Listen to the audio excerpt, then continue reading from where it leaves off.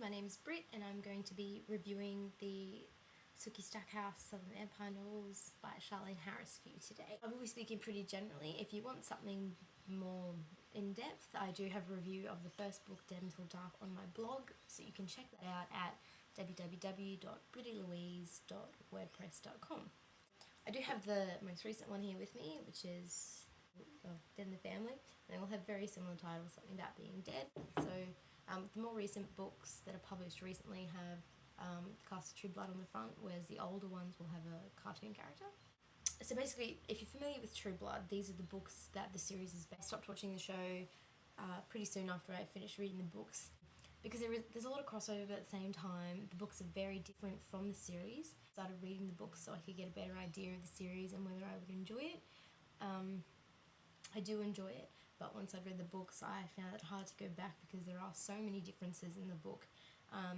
I guess the best example, as I've only seen the first season, is Tara. Tara is a primary character in the first series of the show, but in the books she doesn't really come into it. I mean, she's sort of mentioned, but she doesn't become a character until I think about the 6th or 7th book, and even then she's not a major character until much later in the series. So it's hard for me to watch the show knowing that Tara shouldn't really be in it just yet, and that's going to change the plot line a lot. So, but I'm like that with a lot of movies. If a movie or a book comes out, a movie or a show comes out, I like to read the book so that I can sort of understand it better. But then if I don't like the way that it's portrayed in the series or in the movie, then I won't watch it. I really like the characters in the book. My favourite is Sookie. Obviously, she's the main character. I like her because she's relatable. She is a bit of an outcast because she can read minds, and a lot of people in the town that she lives in, Bontemps, Louisiana, they don't understand her because she's different, and in their eyes they don't want anything to do with her because she's different. I like Sookie because she's not, well, she's blonde and perky, but she's a little bit short. She's actually a little bit bigger than, which she's probably average size, but she's got a good sense of humour. She's got sort of a dark side to her, which I really enjoy. I mean, she's not all peaches and cream. She has that sort of dark side to her, which makes her that little bit more intriguing to read about. She's also a strong character. I mean, she knows what she believes in and she stands by it. She doesn't really sway her beliefs. She doesn't let other people do it. She knows what she believes in and that's what she stands by, and I think that's really admirable. There's also her brother Jason, who later in the series will become more involved in her world than he is in the first book. He's sort of the local authority. My favourite quote from the book is that he comes into the bar where Sookie works and he gives her a hug because he knows that women like a guy who's good to his family and good to the disabled, so hugging his sister's like a double whammy. And in the book, really everything he does is to get girls. He doesn't really do anything unless it's going to benefit him somehow. But he does. He changes a lot as the book progresses. There's also the vampires. So Bill being the main one from the first book, who is Sookie's love interest. Later in the book it becomes Eric. My favourite vampire would have to be Pam. She's described as a soccer mum type, so she always wears pastel sort of matching outfits, you know, her shoes and her outfits and her accessories all match. She has sort of honey coloured hair, very soft features, but she's a lesbian and she has a really dark sense of humour, and she's very at ease with her nature. I mean, she's a vampire, she kills people, that's what she does. She doesn't lie about it, so she's really interesting to read about. So I guess if you've read the Twilight books, you're probably thinking that these series are pretty similar, and yes, there are a lot of similarities in the books. There's vampires, the protagonist is female, but having read both series in their entirety, I would have to say that Charlaine Harris is by far a better series to read. I guess Twilight is written for a younger audience, perhaps sort of like 12 to 17 year olds, so there's a lot of the issues are skipped over, whereas in Charlaine Harris's books those issues are able to be explored more because it's not trying to be sensitive to a younger audience. So there is sex and there is violence, and not that's only what makes a good book, but it makes it a lot more raw and a lot more real because they are things that happen in life. I mean, the thing about vampires is that they have to survive on human blood, so they do kill people, they do injure people, they're not there to be our friends, if they do exist.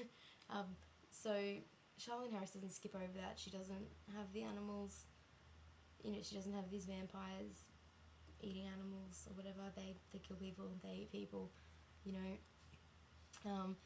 and the main difference, I think, obviously, that Charlaine Harris's books were actually published before Twilight, so it's not that she copied or anything like that. The main difference for me is the protagonist. I mean, I'm also a big fan of Buffy, so if you like Buffy, you'll definitely like this series. I find in Twilight that Bella is she's a pushover, she's sort of a weak character. I mean, she doesn't really have a strong belief set. She's willing to give up everything that she believes in to be with Edward. And I don't think that's necessarily a positive message to send to girls, is that your life is not worth living if you don't have a guy to share it with. Where Sookie is very set on that no matter how much she loves someone, she's a person, they're a vampire. She's not really willing to give up her life to be with someone that, she might not even be with forever. So she's much like Buffy in the fact that, as much as she does get along with vampires and she might even love some, she's not willing to change that to be with one. She is who she is, and she doesn't, make any concessions for that. And I think that, like Buffy, Sookie is a much better role model to girls than, say, Bella, who's a little bit weak and is just consumed with this lust for someone. And so I like Sookie and Buffy better. Who would like this? People who like this book would be someone who's interested in fantasy, not just vampires, because there are other characters in the book. There are werewolves, there are fairies, there are goblins, there are shapeshifters, there are plenty of other things. I mean, that's one thing I really enjoyed about the book, is that it explores, well, if vampires are real, what other creatures out there that I always thought were fairy tales could also be real.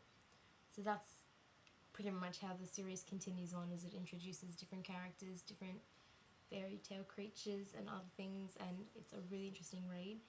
And another main difference between Twilight and this book is that Stephenie Meyer is not a writer. She wrote a book in her spare time, and that's a big difference. Charlaine Harris is an author, so her prose and her writing style are actually a lot more developed than Stephenie Meyer. I mean, Twilight is a good book in that it's hard to put down, it's easy to read, it's interesting, but Stephenie Meyer is not an advanced writer.